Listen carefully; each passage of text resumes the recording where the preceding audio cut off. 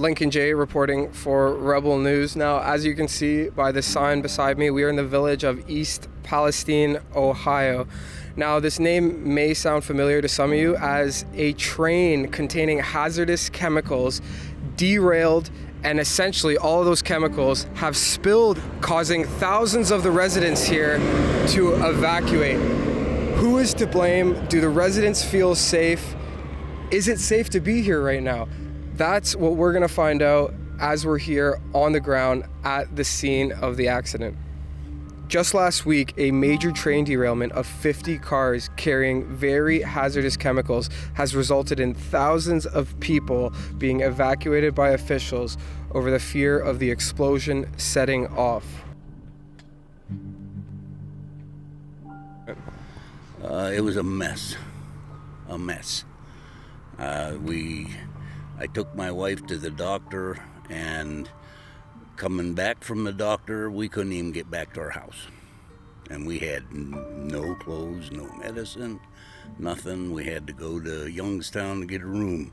One of those chemicals is vinyl chloride, which is extremely toxic to humans. We're still very nervous about it because they keep coming up with contaminated water problems, and I don't know, I'm even half afraid to shop. Fast forward to today, the evacuation order has been lifted. We've already spoken to residents on the ground, and many of them simply feel that there isn't much transparency here. My kids, we're just running in to grab something, and then we're going back to grandma's house because they keep breaking out in rashes.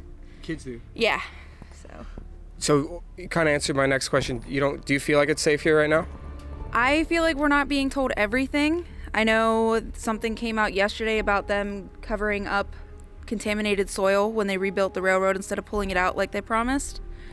But many of the residents are pointing the blame at Norfolk Southern, the company responsible for the train. Do you think it's safe here right now? I don't know. They're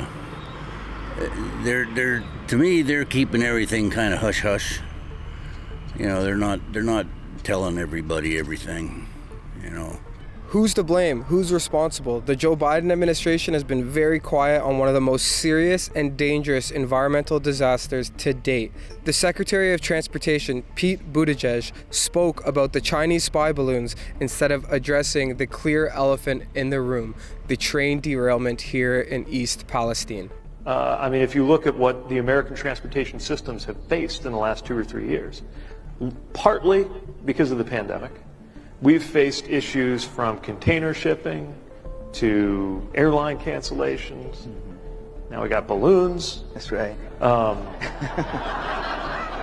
My producer Efron and I have made the trip here from Toronto to East Palestine to show you guys the other side of the story, to talk to the residents here, to find out what exactly is going on. Is it safe to be here? We're going to be uploading all of our content to ohioexplosion.com.